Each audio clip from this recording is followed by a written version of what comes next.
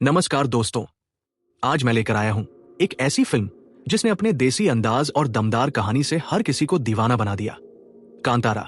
इस मूवी ने साबित किया कि इमोशन, कल्चर और पावरफुल एक्टिंग मिल जाए तो किसी भी हॉलीवुड मूवी को टक्कर दी जा सकती है। तो चलिए बिना वक्त गवाए शुरू करते हैं इस रहस्यमयी कहानी के साथ। कहानी शुरू होती है साल 1847 से। एक राजा था जिसके पास सब कुछ था, दौलत, सत्ता, वैभव और ऐशो आराम। लेकिन एक चीज की कमी थी, मन की शांति। वो मंदिरों में सोना चढ़ाता, गरीबों को दान देता, साधुओं से मिलता, लेकिन उसके भीतर का खालीपन खत्म नहीं होता। थक हार कर वह एक साधु के पास पहुंचता है जो कहता है, शांति पाने के लिए तुम्हें खुद रास्ता तय करना होगा, उसे कोई और नहीं दे सकता। यह सुनकर राजा अपना महल, परिवार और राजपाट सब छोड़ देता है और एक यात्रा पर निकल पड़ता है। कभी हिमालय की ओर, कभी तीर्थों की ओर और कभी अनजान जंगलों की ओर। फिर भी उसे शांति नहीं मिलती। आखिर एक दिन वो घने जंगल से गुजर रहा होता है जब अचानक एक आवाज उसे पुकारती है। वो आवाज रहस्यमयी थी, मगर डरावनी नहीं, जैसे कोई अपनेपन से बुला रहा हो।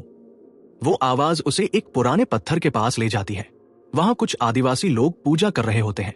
वो बताते हैं, ये कोई साधारण पत्थर नहीं, ये हमारे रक्षक देवता पंजुर्ली देव का प्रतीक है। राजा को वहां खड़े होकर एक अजीब सी शांति महसूस होती है, जैसे उसे वही मिल गया जिसकी तलाश थी। वो तय करता है कि इस पत्थर को अपने राज्य ले जाएगा, मगर गांव वाले मना करते हैं। ये हमारे देव हैं, ये यही रहेंगे, अगर इन्हें ले जाओगे तो विनाश निश्चित है। राजा फिर भी नहीं रुकता। उसी वक्त गांव के एक व्यक्ति पर पंजुर्ली देव अवतरित होते हैं।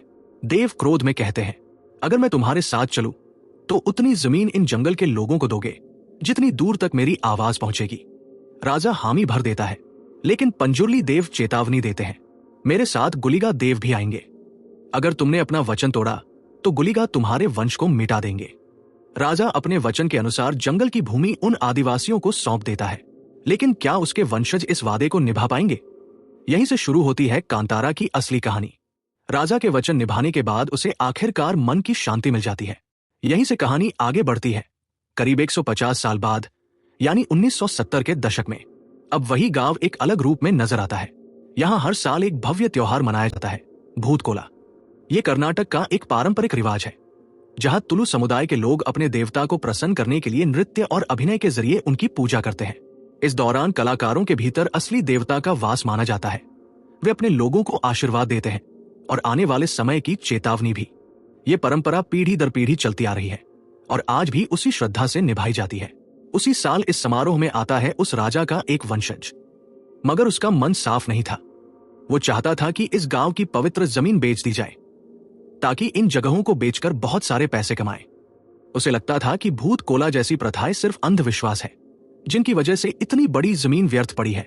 समारोह के दौरान जब देवता पंजुर्ली एक परफॉर्मर के शरीर में अवतरित होते हैं, तो वो वंशज उनके सामने जाकर कहता है, मुझे ये नाटक और नहीं झेलना। ये जमीन मेरे पूर्वजों की थी और मैं उसे वापस लूंगा, वरना मैं कोर्ट तक जाऊंगा।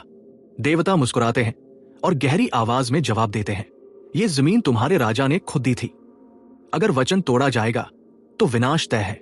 वंशज देव की बातों पर हंस पड़ता है और कहता है, अगर सच में तुम देव हो या फिर सिर्फ देव जैसा अभिनय करने वाले एक नर्तक हो। ये सुनते ही देव क्रोधित हो उठते हैं। वो मशाल उठाकर जंगल की ओर दौड़ पड़ते हैं। गांव वाले उनके पीछे पीछे भागते हैं। देव एक खुली जमीन में पहुंचकर गोल चक्कर लगाते हैं और अचानक जमीन में समा जाते हैं। चारों ओर आग का घेरा बन जाता है और सब सन्न रह जाते हैं। अब सबको यकीन हो जाता है कि उस कलाकार के शरीर में सचमुच पंजुर्ली देव ही आए थे।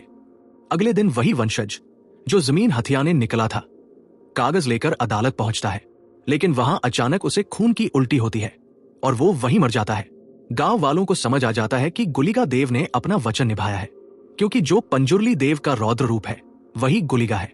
अब कहानी करीब 20 साल आगे बढ़ती है। गांव में एक नया किरदार आता है, शिवा, जो एक दमदार और जिद्दी नौजवान है। वो गांव की प्रसिद्ध बफलो रेस में हिस्सा लेता है। शिवा अब तक कभी नहीं जीता था, लेकिन इस बार वो अपने भैंसों को इतनी रफ्तार से दौड़ाता है कि सब हैरान रह जाते हैं। वो रेस जीत जाता है, लेकिन आयोजक चीटिंग करके अपने आदमी को विजेता घोषित कर देते हैं। इससे गुस्से में शिवा जमींदार के आदमियों से भिड़ जाता है और यही होती है फिल्म की पहली बड़ी एक्शन सीक्वेंस। शिवा सब लोगों से जबरदस्त मारामारी करता है। अब हमें पता चलता है कि ये जमींदार वही है, उस व्यक्ति का बेटा जिसने 20 साल पहले अदालत में अपनी जान गंवाई थी। मगर देवेंद्र यानी वर्तमान जमींदार अपने पिता जैसा लालची नहीं था। वो गांव वालों की मदद करता था, उन्हें पैसे देता था और उनकी खुशहाली में हिस्सा लेता था। वो शिवा की बहादुरी देखकर खुश होता है और अपने आदमी सुधाकर से कहता है कि जीता हुआ मेडल और बाइक उसे दे दो, ये उसका हक है। और इसी तरह शिवा की कहानी की असली शुरुआत होती है। यामाहा बाइक देखकर शिवा मुस्कुरा उठता है। उसे अपने पुराने दिन याद आ जाते हैं जब वो और उसके दोस्त इसी बाइक पर पूरे गांव में घूमते रहते थे। अब कहानी लौटती है असली ट्रैक पर। कुछ ही दिनों में गांव में फिर से भूत कोला फेस्टिवल होने वाला था। देवेंद्र यानी जमींदार शिवा को पैसे देता है ताकि वो पूरे फेस्टिवल की तैयारी कर सके। परंपरा के अनुसार इस बार भूत कोला शिवा को ही परफॉर्म करना चाहिए था, क्योंकि ये उसके पिता की जिम्मेदारी थी।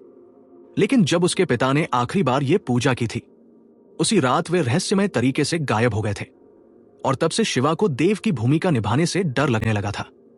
तब से उसकी जगह गुरुवा, शिवा का चचेरा भाई, ये फेस्टिवल निभा रहा था। शिवा की निजी जिंदगी एकदम बिंदास थी। वो दिन में गांव में मस्ती करता और रात को अपने दोस्तों के साथ जंगल में शिकार पर निकल जाता। शिकार का मांस सब मिलकर खाते, पीते और गाते। लेकिन उसकी मां को यह सब पसंद नहीं था। वो चाहती थी कि शिवा अपने पिता की तरह भूत कोला करे और देवता की सेवा करे। मगर शिवा उस परंपरा से दूर भागता था।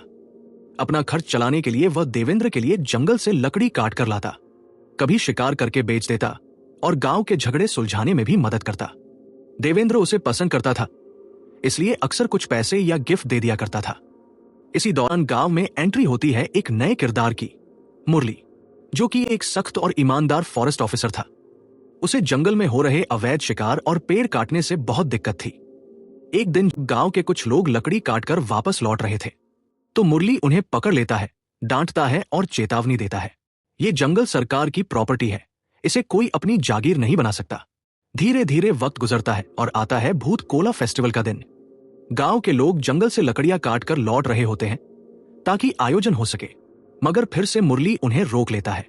गांव वाले ये बात शिवा को बताते हैं कि फॉरेस्ट ऑफिसर अब हमारे त्योहार तक रोकना चाहता है। रात होती है, ढोल, नगाड़े और मशालों के बीच पूरा गांव भूत कोला मनाने में जुटा होता है। उसी समय मुरली वहां पहुंच जाता है और कार्यक्रम को रोकने की कोशिश करता है। शिवा गुस्से में आकर कहता है, ये हमारा देवता है, सदियों से हम ये पूजा करते आ रहे हैं। अगर हमने इसे रोका तो देवता हमसे रुष्ट हो जाएंगे। लेकिन मुरली को इन बातों पर यकीन नहीं था। वो बस कानून का पालन करना चाहता था। हालांकि उसके साथ के पुलिस वाले, जो खुद गांव के थे, शिवा को शांत करने की कोशिश करते हैं और कहते हैं, अभी इसे छोड़ दो, बाद में बात कर लेंगे। यही कहानी में एंट्री होती है लीला की, शिवा की बचपन की दोस्त और उसका पहला प्यार। वो अब एक फॉरेस्ट ऑफिसर बन चुकी थी और ड्यूटी पर गांव लौटी थी। लीला चाहती थी कि अपने गांव और मां का सहारा बन सके। शिवा जब उसे देखता है तो पुरानी मस्ती लौट आती है। दोनों के बीच हल्की फुल्की नोक-झोंक, कुछ रोमांटिक और कुछ फनी पल दिखाए जाते हैं, जो कहानी के बीच में एक प्यारा सा ब्रेक देते हैं। अगले दिन लीला अपने पिता के साथ शिवा के घर आती है। शिवा सोचता है कि शायद उसके पिता उसे डांटने आए हैं, लेकिन वे मुस्कुराते हुए कहते हैं, कल रात जब तुमने उस फॉरेस्ट ऑफिसर को फटकार लगाई तो मुझे भी अपने पुराने दिन याद आ गए। सीन में शिवा लीला के पिता से मिलता है। वे बताते हैं कि उनकी बेटी ने शहर से फॉरेस्ट ऑफिसर की ट्रेनिंग ली है और अब गांव में कोई काम दिला दिया जाए। शिवा कहता है, चिंता मत करिए काका, मैं हमारे जमींदार देवेंद्र जी से बात कर लूंगा। लीला की नौकरी पक्की समझिए। अगले दिन लीला फॉरेस्ट ऑफिस में ज्वाइन करती है, लेकिन उसे पता चलता है कि मुरली पूरे गांव के चारों ओर फेंसिंग वॉल बनवाने वाला है ताकि जंगल की जमीन पर इंसानों का कब्जा खत्म हो जाए। गांव वाले विरोध करते हैं, हम पीढ़ियों से यहां रह रहे हैं, अब कहां जाएंगे। वहीं शिवा भी मौके पर पहुंचता है और मुरली से भिड़ जाता है। पुलिस वाले गांव के कुछ लोगों को पकड़ लेते हैं। रात में लीला जब घर लौटती है तो शिवा गुस्से में बैठा होता है। वो कहता है, मैंने तुम्हारे लिए नौकरी लगवाई और तुमने उन्हीं के साथ मिलकर अपने गांव वालों को बंद करवा दिया। लीला मजबूर थी, दिल से वो गांव के साथ थी, पर ड्यूटी कुछ और कह रही थी। अगली सुबह गांव वाले जमींदार देवेंद्र के पास जाते हैं, मदद की उम्मीद में। देवेंद्र कहता है, मैं तुम्हारी जमीन बचा लूंगा, बस इन कागजों पर साइन कर दो। गांव वाले बिना समझे दस्तखत कर देते हैं, जबकि ये कागज उनकी जमीन छीनने का सौदा था। उसी दौरान शिवा का दोस्त लच्छू जमींदार के आलीशान घर में झांकने चला जाता है। देवेंद्र का आदमी उसे अपमानित कर देता है। शुद्ध आदमी शुद्ध घर में पैर रख सकता है, ये सुनकर शिवा का खून खौल उठता है और वो उसे पीट देता है। देवेंद्र बाहर से शांत दिखता है, मगर अंदर ही अंदर शिवा से नाराज हो चुका होता है। कुछ दिनों बाद शिवा अपने साथियों के साथ जंगल में पेड़ काटने निकलता है। गांव का सुधाकर ये बात फॉरेस्ट ऑफिसर मुरली को बता देता है। मुरली और सुधाकर रात में उन्हें पकड़ने निकल पड़ते हैं। शिवा ने पहले से पहरा लगा रखा था। जैसे ही पुलिस की गाड़ी जंगल में आती है, इशारा मिल जाता है, सभी छिप जाते हैं और तभी आधा कटा पेड़ सीधा पुलिस जीप पर गिरता है। मुरली घायल हो जाता है। अब पुलिस भला चुप कैसे बैठती? वो देवेंद्र और उसके लोगों पर नजर रखने लगती है, जिनमें शिवा, लच्छू और रघु शामिल थे। पुलिस की निगाहों से बचने के लिए शिवा और उसके दोस्त कुछ दिनों तक छिपकर रहते हैं। अगर वे घर लौटते तो पकड़ लिए जाते। गांव में तनाव छाया रहता है। इसी बीच एक बार शिवा लीला के साथ समय बिता रहा होता है, तभी उसे पकड़ लिया जाता है और उसे पुलिस स्टेशन भेज दिया जाता है।